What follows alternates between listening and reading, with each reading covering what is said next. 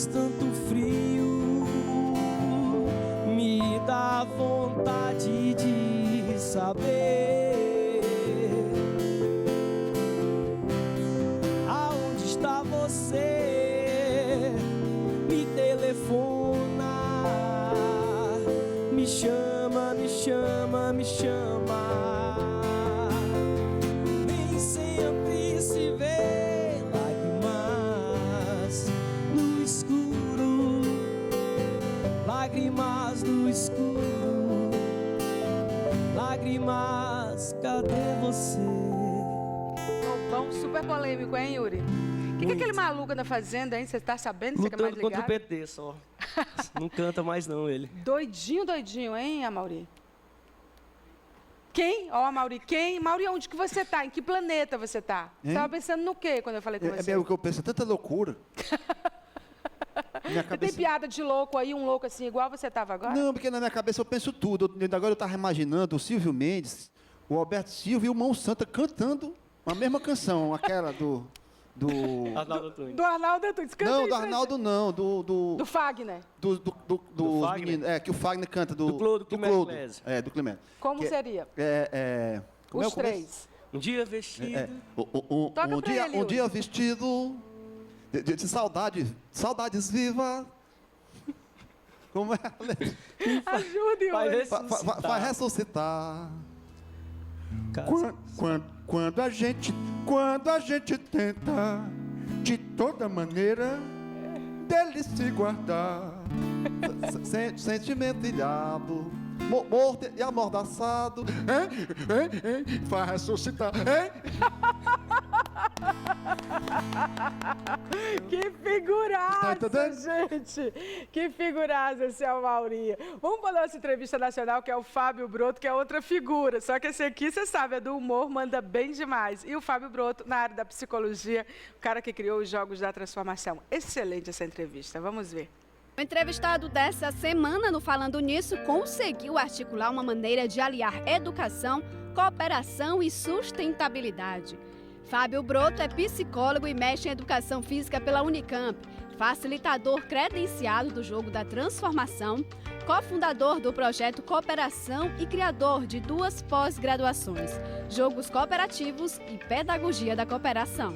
Você viu aí as credenciais do nosso convidado de hoje na entrevista nacional do Falando Nisso. Além do que você já viu de todas as qualificações, Fábio Broto, aqui do meu lado, ele também começou essa paixão por cooperação, por jogos que transformam, por formatos que instigam na área acadêmica, porque ele foi jogador de basquete, treinador de basquete, né? Todo treinador, na verdade, foi antes jogador de basquete, né? Foi o seu caso? No meu caso foi. No seu caso foi. E aí juntou a educação física junto com a psicologia. 2 paixões que despertaram você para esse formato inovador que terminou fundando a UniBR e fundando também 2 cursos de pós-graduação que são super importantes no Brasil. Um deles é os Jogos Cooperativos, que já existe há 15 anos, e o outro é a Pedagogia da Cooperação. A nossa conversa vai girar em torno disso. No Falando Nisso, a gente tem abordado bastante sobre inovação, cooperação, porque afinal de contas o mundo mudou e está sim precisando de novas percepções. E aí eu queria começar, Fábio, primeiro dando as boas-vindas. Bem-vindo ao nosso estado. É bom conversar com gente que tem olhado o Brasil de maneira diferente na área acadêmica. Qual é a diferença entre competitividade e competição? Para a gente começar a entender um pouco o que foi que você criou junto com a equipe de vocês. Bom, Maia, obrigado pela presença e convite de estar podendo bater esse papo com você. E são 2 temas bem complexos, né, mas bacana de diferenciar um pouquinho, né? Muitas vezes a gente acaba associando uma coisa a outra, né? Competição com jogo, competição com sociedade, parece que tudo é a mesma coisa. Competitivo demais, não é? Se fala muito, né, no mundo competitivo, em muita competitividade, né? E o que a gente tem procurado observar é o que tem de diferença e semelhança diferença entre esses termos, né? E entre as práticas que correspondem a eles. Então a gente tem entendido que competitividade é a busca por resultados que beneficiem todas as pessoas envolvidas. Então, maior competitividade significa gerar mais benefício para mais pessoas, né? E competição é uma maneira de atuar nessa direção. O que a gente tem observado é que esse modus operandi, né, que é bastante frequente, ele nos ajudou a desenvolver uma porção de soluções na vida em sociedade, ao longo do tempo do nosso desenvolvimento. Mas parece que nos últimos anos, uma outra dinâmica está sendo necessária para nos levar a soluções atuais que demandem, né, benefício para todas as pessoas e em todos os lugares do planeta, né? Hoje é bastante claro para todos nós que qualquer que seja a solução para qualquer dos problemas que são globais, elas precisam ser de uma tal ordem que gere benefício para todo mundo. E gerar benefício para todo mundo só pode vir através de graus de colaboração mais intensos, mais conscientes. Por isso nós temos no projeto Cooperação, em parceria com a UniBR, desenvolvido programas que permitam o aprendizado e o ensino de uma cultura mais baseada na colaboração, tanto nas empresas, como nas escolas, nas comunidades, né, nos governos. E que é muito bem-vinda. E sendo valores culturais, esses conceitos, essas práticas, é possível aprender nas escolas e nas empresas, Fábio? A gente tem brincado com a ideia de que se a gente aprende a competir, a gente também pode aprender a cooperar, né? E uma pedagogia hoje, né, quer seja para ensinar matemática, inglês, história, geografia, artes, qualquer que seja o conteúdo do processo de ensino-aprendizagem, ele pode embutir um segundo conteúdo complementar, que é aprender ao mesmo tempo matemática, inglês, história, aprender também a se relacionar de uma maneira colaborativa e a conviver de uma forma comunitária, de maneira que todos os nossos talentos e competências, eles possam estar associados a habilidades de relacionamento que conferem, né, ao nosso exercício como cidadão essa oportunidade de gerar graus e estados de bem-estar para todos sem exceção. Eu queria que você falasse dos jogos cooperativos. O que são eles dentro desse projeto Cooperação?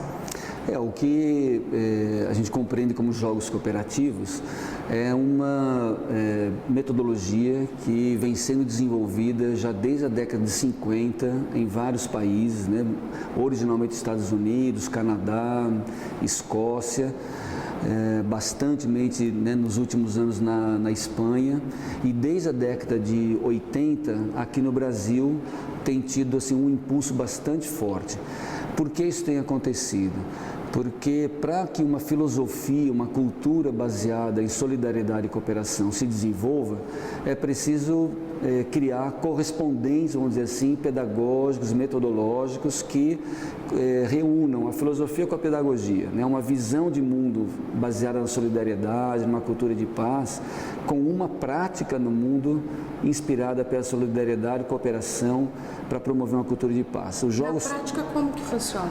Na prática é transformar muitas das atividades que a gente está acostumado a experimentar, como por exemplo, tem uma brincadeira tradicional que acho que todos de alguma maneira já vivenciaram ou viram acontecer, que é aquela brincadeira da dança das cadeiras. Sim. Você lembra dela, Sim, né? Claro, todos nós. Provavelmente todos que estão nos assistindo também já viram, já brincaram. Já dancei muito naquela brincadeira da dança das cadeiras. Literalmente, né?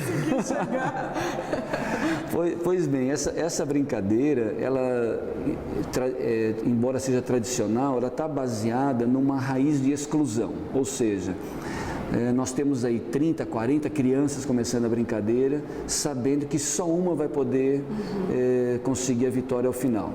Como ninguém joga para perder, o que acaba acontecendo é estratégias, né, de jogo mais apoiadas no individualismo e na competição. A gente se ajuda muito pouco, se possível a gente tenta atrapalhar um ao outro, porque o que está em jogo é vencer e não perder, né?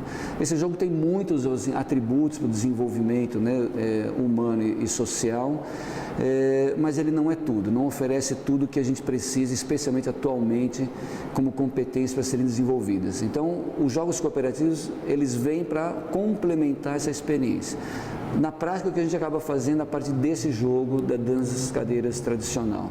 A gente mantém praticamente o mesmo jogo, só que ao invés de definir como objetivo, vamos ver quem é que ganha ao final, quem é que sobra com uma cadeira, nós propomos como desafio que aconteça o que acontecer, o nosso objetivo é terminar o jogo com todo mundo no jogo. Eu acho fantástico esse trabalho de vocês, porque assim, também se aplica a empresas, né?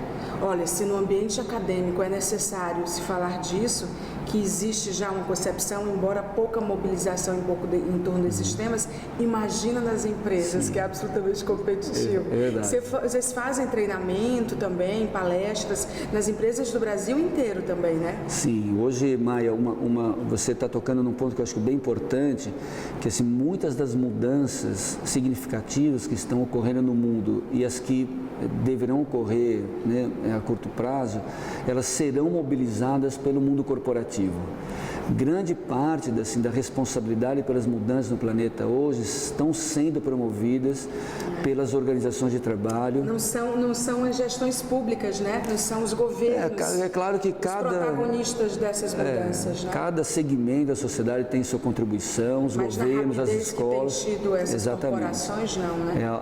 As corporações elas têm recurso material, recurso financeiro, qualificação, investimento, pesquisa. Conhecimento para isso, e estão sendo então chamadas, vamos dizer assim, à responsabilidade de contribuir para as mudanças significativas no planeta. No Brasil, quem são essas empresas hoje?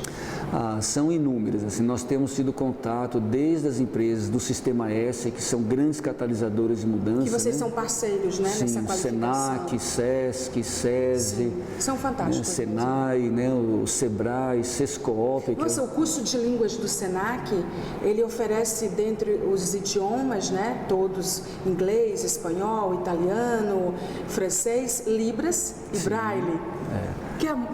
Precisa de ser mais, exatamente. Né? Então, eu mesma vou fazer Libras agora, porque assim, é um idioma que a gente precisa, da área de... Todo mundo precisava entender, fazer, né? Mas tem pessoas que têm que ir mais rápido. Nós da área da comunicação precisamos disso, urgente. E são essas organizações hoje que estão podendo oferecer isso, né? Acho que no mundo do trabalho, a equação hoje que está sendo, vamos dizer assim, posta como um desafio, é equacionar, equilibrar ao mesmo tempo, né, uma excelência na produtividade, seja qual for no campo daquela organização, e ao mesmo tempo equacionar produtividade com felicidade. Você acredita no índice que mede a felicidade? Olha, acho que não é uma questão... É o FIB, né? FIB. É o índice de felicidade bruta, né? É FIB, exato. Você acredita nisso? Assim, acho que mais do que acreditar, isso tem sido posto em prática, né? Ao meu, eu preciso sempre estar atento, assim, para... Tem que dar uma equilibrada sempre, né? Porque tem um desafio que é o FIB, ele, assim, né, a felicidade, ela só é felicidade quando a gente consegue, de fato, compartilhar. Pois né? O conceito de felicidade, ele finalmente começa a ser disseminado da maneira correta, né? Porque assim, ninguém é feliz sozinho, né? Não. Tem até um filme que é bem inspirador para isso, que é aquele filme Na Natureza Selvagem, né? A conclusão do protagonista ali, que é baseado numa história verídica, é justamente essa, né? A felicidade só é felicidade quando a gente consegue compartilhar, e não é compartilhar só com quem a gente gosta ou se dá bem.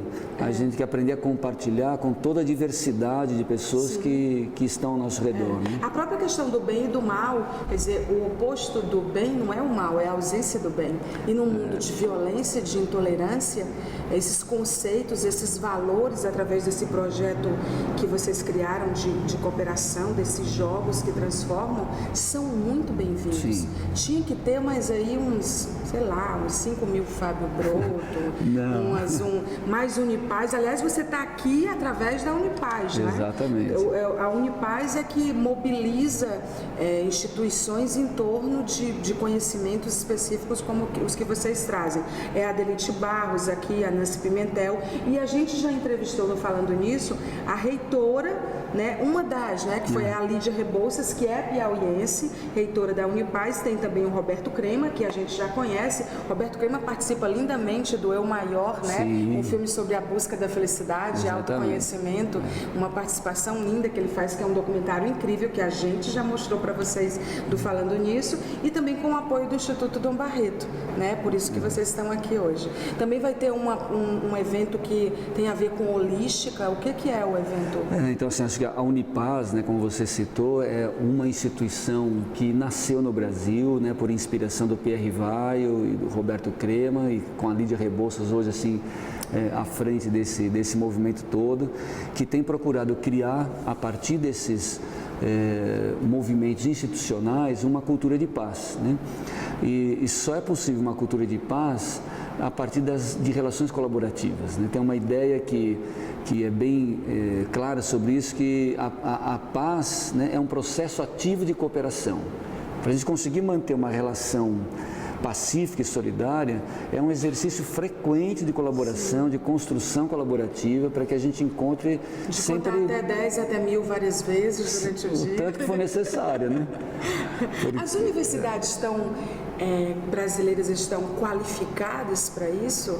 Porque, assim, a gente vê que as universidades, as americanas, por exemplo, e as europeias, mas principalmente as americanas, ao contrário do que se pensa, elas valorizam muito iniciativas de solidariedade, projetos voluntários. Lá os voluntários já são qualificados, como nós temos hoje voluntários no Brasil, há bastante tempo. A gente chegou a uma época no Brasil que os voluntários eram só as pessoas que eram ricas, desocupadas, ou que não era tipo terapia ocupacional. Hoje a gente tem um nível de voluntário altíssimo no Brasil. As universidades estão atentas a esses conteúdos?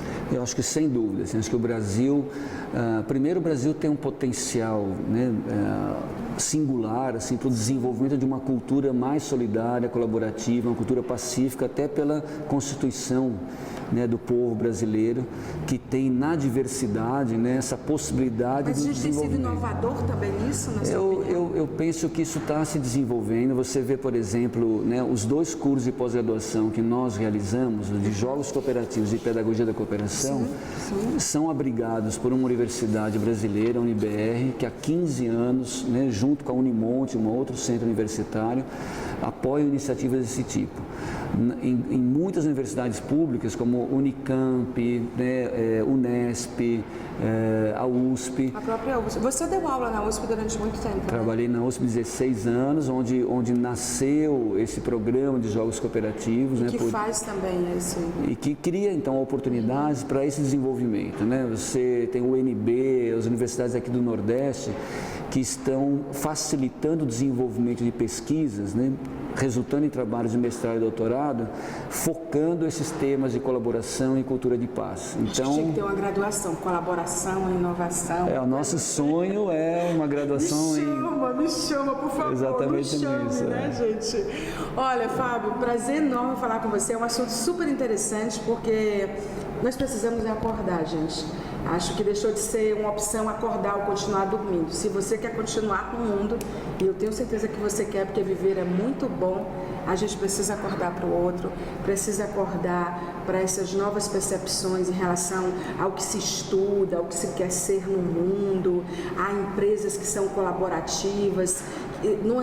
Ser ético hoje é obrigação, a gente nem bota mais, mas a questão da colaboração, da inovação, isso precisa ser uma rotina hoje, né? E acho assim, iniciativas como essa são muito bem-vindas. Estou muito feliz com a entrevista.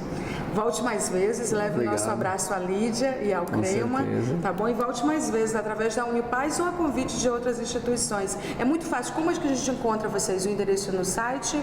A UniBR é fácil de encontrar, UniBR, né? E o projeto Cooperação, colocar nesse site de busca, vai encontrar facilmente, projetocooperação.com.br, né? Ou dos jogos também, né? Procurar por jogos cooperativos. No Brasil tem muitas pessoas atuando. Eu vou fazer essa cadeira, viu? Vou te mandar a foto. Experimenta, vai ser bom.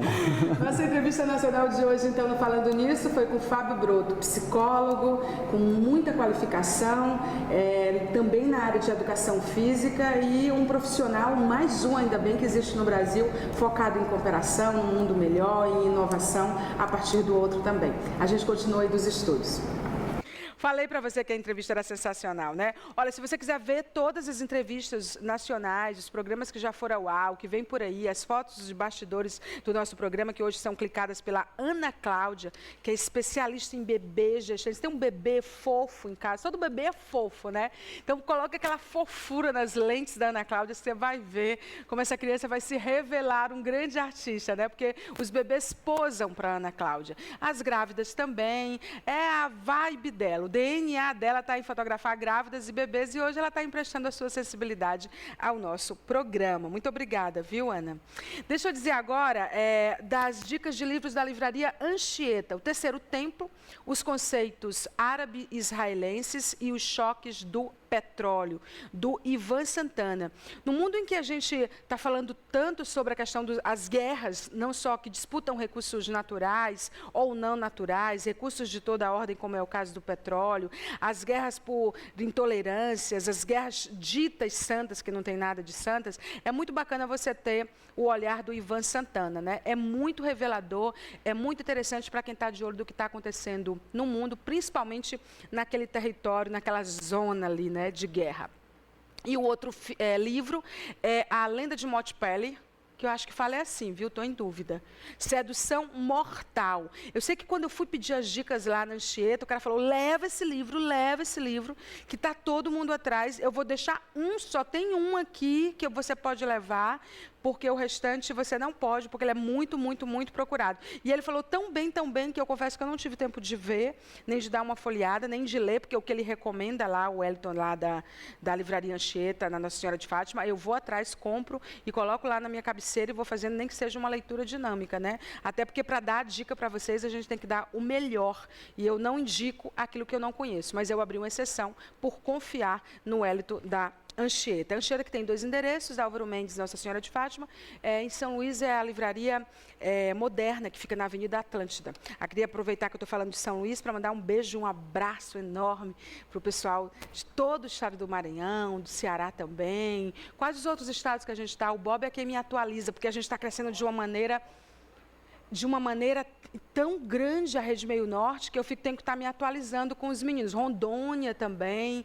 Então, queria agradecer a audiência de vocês todos aí, acompanhando a Rede Meio Norte de televisão. E chamar o recado do Hospital do Olho, que tem à frente esse grande médico, que é o Dr. Tiago Castro. Que orgulho, Dr. Tiago, para o estado do Piauí, né? E, além de ser um excelente oftalmologista, tem umas 150 guitarras. Impressionante, né? Ele compra mesmo em leilão, é a número 1, é a que foi criada para salvar algum roqueiro, é a que era a única que estava lá, é impressionante. E ele ainda traz gente de Fortaleza para cuidar, e tem dia que ele bota todas assim na sala dele, em cima de sofá e tudo, ficam todas espalhadas. E aí traz os caras mais feras para fazer a afinação. Como é que se cuida de uma guitarra assim? Você tem que trocar as cordas, tem uma...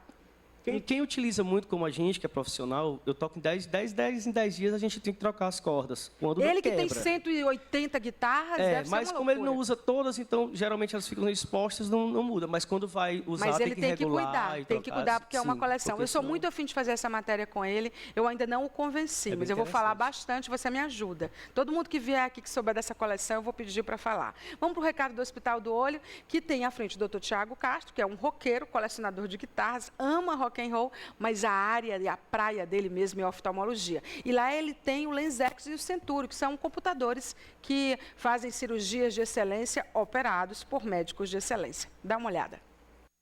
O mundo é lindo e fica ainda melhor quando você enxerga com os melhores olhos. O Hospital do Olho apresenta Centurion, a tecnologia mais segura e precisa em cirurgia de catarata no Piauí. Guiado pela competente equipe médica do Hospital do Olho. Encante-se ainda mais com o mundo enxergando tudo muito melhor.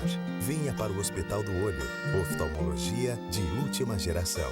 Dr. Tiago de Castro Ramalho, diretor técnico médico CRM 2655-PI. Intervalo comercial e já eu estou de volta entrevistando os alunos da ESP-FAPI que estão na nossa área de conteúdo VIP hoje. Até já.